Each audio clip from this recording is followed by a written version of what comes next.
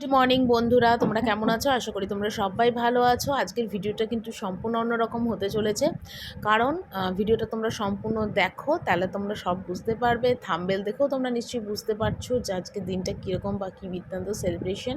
Title দেখেও তোমরা বুঝতে পারবে। তো যাই হোক, সকালবেলা আজকে প্রচুর বাজার হাট হয়েছে, তোমাদের দেখিয়েই দিলাম। পেঁপের থেকে শুরু করে বেগুনের থেকে টমেটো, গাজর, ফুলকপি, লাউ। এখানে নিয়ে এসে দেখো প্রায় 2 কিলো মতো আটা, মুসুরির ডাল, চাল, সমস্ত কিছু। আর এখানে এনেছে দেখো কাতলা মাছ। আজকে কিন্তু বাজার হয়েছে দুই রকমভাবে।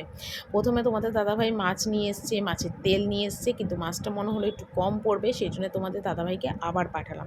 তো যাই হোক, এখানে নিয়ে এসেছিলো দেখো মাছের ডিমও নিয়ে এসেছিলো। তো মাছের ডিমগুলো অনেক বড় এনেছিল, আমি সেগুলোকে কেটে কেটে ছোটো ছোটো করে পিস করেছিলাম। মাছের ডিমের বড়া হয়েছিল। তো যাই হোক, এবার তোমাদের দেখিয়ে দিচ্ছি এখানে ভাত বসিয়েছি, ডাল সিদ্ধ বসিয়েছি, কারণ সকালবেলায় কিন্তু আমার ছেলে ভাগ্নি এরা কিন্তু ডাল সিদ্ধ দিয়ে ভাত খায়। ডিম নিয়ে এসেছিলো, যদিও আজকে ডিম কিন্তু রান্না হয়নি, কিন্তু ডিমটা নিয়ে এসেছিলো। তো তারপরে দেখো আরেক ক্ষেপে সমস্ত সবজি বাজার মানে মুদিখানা করেছিল।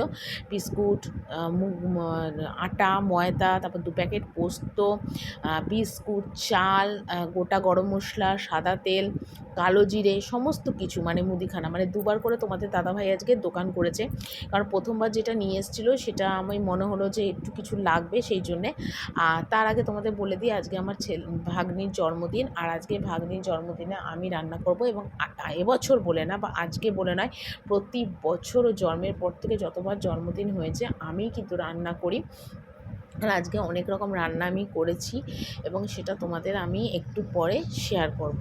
মানে রান্না যেটাই করছি সেটা সবটাই তোমাদের কাছে শেয়ার করব। একদম সুন্দরভাবে ব্লগটা তোমরা দেখো, আশা করি তোমাদের ভিডিওটা খুবই ভালো লাগবে।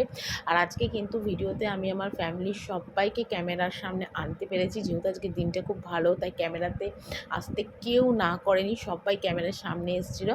কিন্তু সেটা এখন না, দিনের শেষে সন্ধেবেলায় কেক কাটার সময়। তো যাই হোক, ভালো দিনে সবাই আমার ক্যামেরাতে এসছে, এটাই আমার কাছে অনেক। তো যাই হোক, রান্নাঘরে অনেক কাজ রয়েছে, তো ভাবলাম বাসনগুলো অন্তত গুছিয়ে নিই, কারণ হয়তো সারাদিনে আর টাইমই হবে না আমার বাসন গুছোনোর, কারণ আজকে প্রচুর রান্নার চাপ রয়েছে, আর তোমাদের সেটা আমি দেখিয়েও দিলাম। তো যাই হোক, বাসন গোছালাম। তারপর দেখো তোমাদের দাদাভাই নিয়ে এলো আবার কাতলা মাছ, মাছটা একটু কম হবে। আর এখানে এনেছি দেখো কত বড় বড় চিংড়ি। আজকে চিংড়ি দিয়ে কিন্তু পোলাও হবে, তো সেই জন্য চিংড়ি মাছটা একদম দোকান থেকে ছাড়িয়েই নিয়ে এসেছিলো। আমি আবার ভালো করে নুন দিয়ে একটু মাখিয়ে রাখলাম। আর কাতলা মাছও এনেছে দেখো, বড় বড় কাতলা মাছ নিয়ে এসেছিলো।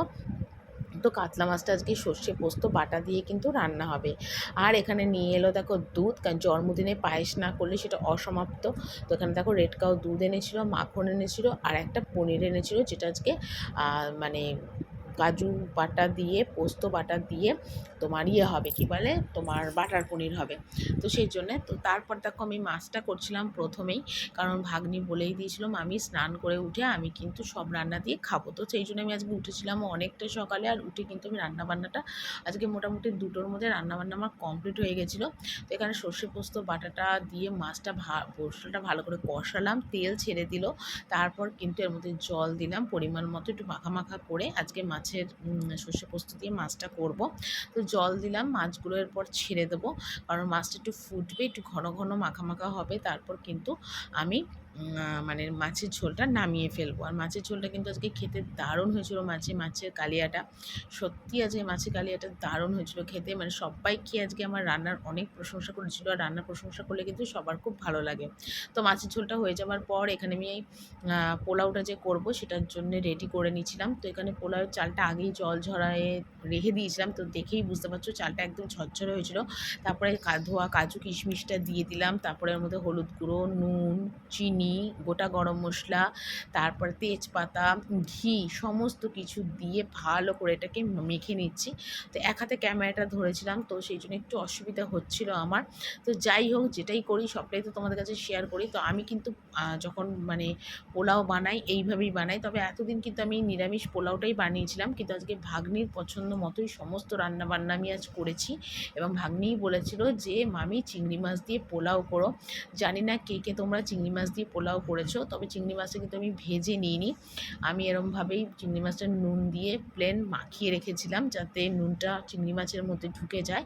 তো তারপর দেখো সমস্ত পোলার যে চালটা ছিল সেটার মধ্যে চিংড়ি মাছটা খুব ভালো করে আমি মেখে ম্যারিনেট করে প্রায় 10 মিনিটের মতন রেখে দিয়েছিলাম যাতে সমস্ত মশলাটা ভালো করে এটার মধ্যে ঢুকে যায়। আর চিংড়ি মাছটা ভেজে দিলেও হয়তো হতো, কিন্তু আমি মনে করলাম চিংড়ি মাছটা ভেজে দেবো না, কেননা চিংড়ি মাছটা ভেজে দেওয়া না দিলেও এটা যে স্মেলটা চিংড়ি, কাঁচা চিংড়ি, সেটা বেশি ভালো হবে। আর সত্যি কথা আন্দাজে আইডিয়াতে যে আমি পোলাওটা করেছিলাম সত্যিই খুব সুন্দর হয়েছিল, একদম মানে কি বলবো অনুষ্ঠান বাড়ির মতো হয়েছিল। আর চিংড়ি মাছটাও আজকে খুব ভালো চিংড়ি মাছ এনেছিল, যার জন্যে পোলাওটা খেতেও খুব স্বাদ হয়েছিল। তো যাই হোক, এটা মেখে আমি প্রায় আধ ঘন্টার মতো রেখে দিয়েছিলাম। তো তারপর দেখো ওদিকে আমি পায়েস বসিয়ে দিয়েছিলাম। 4 প্যাকেট দুধের আজকে পায়েস হয়েছে, রেড কাউ দুধের পায়েস বসিয়েছিলাম। পায়েসটা হচ্ছিলো, কারণ পায়েসটা হতে অনেকটা দেরি হবে আমি জানি, তো সেই জন্যে। আর এখানে দেখো প্রেশার কুকারের মধ্যে আমি সাদা তেল দিয়ে দিয়েছিলাম পরিমাণ মতো। আর যেটা আমি মাখিয়ে রেখেছিলাম চিংড়ি পোলাও করবো বলে, সেটা দেখো এর মধ্যে ভালো মতোভাবে দিয়ে দিলাম। দিয়ে একদম বাটি কাচিয়ে টাচিয়ে নিয়ে পরিমাণ মতন জল দিয়ে আমি কিন্তু এটা বসিয়ে দিয়ে প্রায় একটা সিটি ফুল দিয়েছিলাম আর একটা হাফ সিটি দিয়ে নামিয়ে রেখেছিলাম। কিন্তু প্রথমে দেখছিলাম একটু গলা গলা হয়েছিল, কিন্তু আলটিমেটলি সেটা কিন্তু হয়নি। পরে কিন্তু একদম ঝরঝরে মতো হয়ে গেছিলো পোলাওটা, আর একটু পোলাওটা মানে তলাতেও ধরেনি, মানে এত সুন্দর হয়েছিল পোলাওটা। তো খুব ভালোভাবে আমি আজকে পোলাওটা করেছিলাম। আর তোমাদের তো বললাম আজকে সত্যি অনেক তাড়াতাড়ি আমার রান্নাবান্নাটাও কমপ্লিট হয়ে গেছিলো। তো পরিমাণ মতন জল দিয়ে আমি বসিয়ে দিই। তোমাদের আজকে রান্নাটা দেখিয়ে দিই। আজকে তো অনেক রান্না করেছি। এ দেখো ভাত, মাছ ভাজা, এটা আছে বাটার পনির, একটু আলাদা করে বেড়ে রেখেছি। তারপর এখানে করেছি দেখো চিংড়ির পোলাও। ঠিক আছে, সব আলাদা আলাদা করে রেখেছি, কেন এক জায়গায় রাখলে যাবে গিয়ে নষ্ট হয়ে, তো সেই জন্যে। আর এখানে করেছি দেখো আলু ভাজা আর মিষ্টি আলু ভাজা। এখানে করেছি দেখো পায়েস। ঠিক আছে, একদম কাজু কিশমিশ দিয়ে পায়েস করেছি।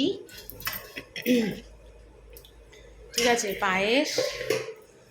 আর এখানেও দেখো পোলাও করেছি, একদম চিংড়ি মাছের পোলাও। এখানে করেছি দেখো কাতলা মাছ সর্ষে পোস্ত বাটা দিয়ে। ঠিক আছে, এই আজকের দুপুরবেলার আমার মেনু।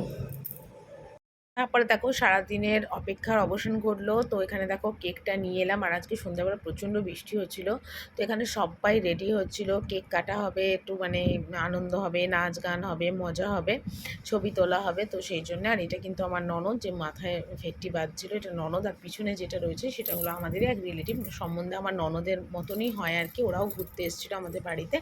আর আমি এখানে ভিডিও করছিলাম, তো ভয়েসটা প্রচণ্ড জোরে আর বাইরে ভীষণ আওয়াজ হচ্ছিলো বলে আমি কিন্তু ভয়েস ওভার দিলাম ওর কথাটাই জাস্ট কেটে দিয়ে। তো যাই হোক, এখানে সাজগোজ হচ্ছিলো, মানে কেক কাটার জন্য সবাই রেডি হচ্ছিলো।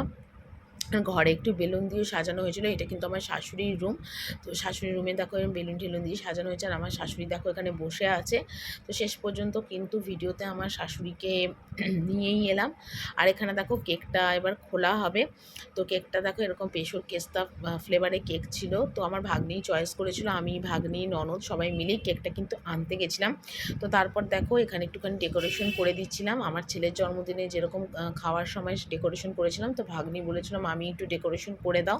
তো সেই জন্য আমি দেখো কেকের পাশ দিয়ে এরকম ফুল দিয়ে ডেকোরেশনটা করে দিচ্ছি। খুব সুন্দর হয়েছিল ডেকোরেশনটা, মানে ভালো হয়েছিল। আর ভাগ্নি যা যা বলেছিল সেই মতনই কিন্তু আমি সব সাজিয়ে দিয়েছিলাম সুন্দর করে, মানে যেরকম বলেছিল সব সেইভাবেই আমি করেছিলাম।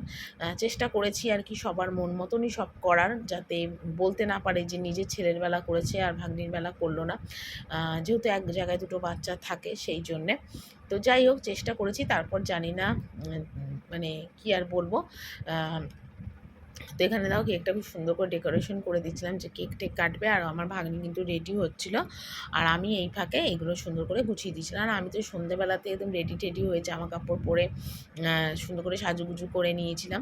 আর এই মালাটা এই সন্ধ্যেবেলাতে গিয়ে কিনে নিয়ে এসেছিলাম, কেক আর এই মালাটা দুটো একসাথে গিয়েই কিনে নিয়ে এসেছিলাম।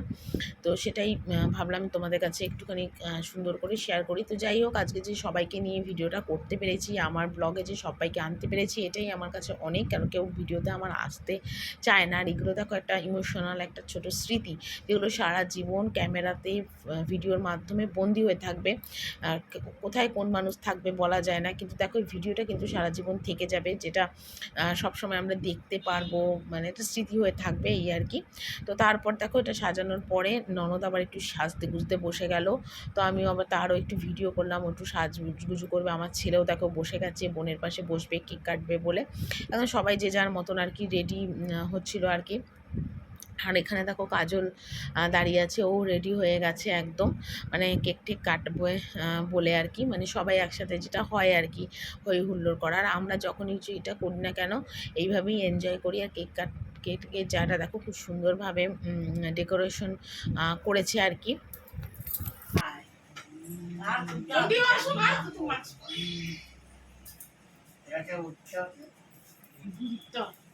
হাত দিয়ে ঘুরে নেই, ঠিক আছে? আচ্ছা, তো তারপর দেখো সবাই মিলে এক জায়গায় আমরা মানে বসে গেছে। আর আমি আর তোমাদের দাদাভাই কিন্তু ভিডিও করছিলাম, ছবি তোলাতুলি করছিলাম। তো সেই জন্য ওদের বসিয়ে দিয়েছিলাম। আর এখন ওরা শেষ পর্যন্ত কেক কাটতে বসলো, নানান রকম ভিডিও ছবি রিল বানিয়ে শেষ পর্যন্ত কেক কাটতে বসা হলো। প্রায় ঘড়িতে প্রায় এখন বাজে রাত 10টার মতো। তো যাই হোক, রাত্রিবেলা আবার একটু লুচি করার কথা আছে, লুচি। তো জানি না কখন কি করব, কিছুই বলতে পারছি না। সারাদিনে কাজকর্ম করে হই হুল্লোড় করে ভীষণ শরীরটা টায়ার্ড হয়ে গেছিলো। তো তার মধ্যেও মানে যতটা পেরেছি করার চেষ্টা করেছি। তো এটাই হলো আজকে সারাদিনের ভিডিওটা। আশা করি তোমাদের অনেক ভালো লাগবে। আর সবাই আমরা খুব আনন্দ করেছিলাম। এরপর আমিও ভিডিও করেছিলাম, রিল বানিয়েছিলাম। সারাটা দিন অনেকটাই মজা আনন্দ করেছি আর কি। তো চলো বন্ধুরা, এখানে ওরা সবাই রিল করছিল আর আমিও ভিডিও করছিলাম, ওর মানে আমার ভাগ্নির ফোনে এইসব করছিলাম। তো যাই হোক, চলো আজকের ভিডিওটা আমি এখানেই শেষ করছি। আশা করি তোমাদের সবাই ভালো থাকবে। আর এই বছরটা যেন প্রতিবার আসে, সবাই আমার ভাগ্নিকে অনেক অনেক করে আশীর্বাদ করো, ব্লেস করো, যেন সুস্থ থাকে, ভালো থাকে, জীবন অনেক বড় হয়, বেঁচে থাকে। এই আশীর্বাদটুকুনি করো, তাহলেই হবে। তো চলো আজকের মতন টাটা, সবাই ভালো থেকো।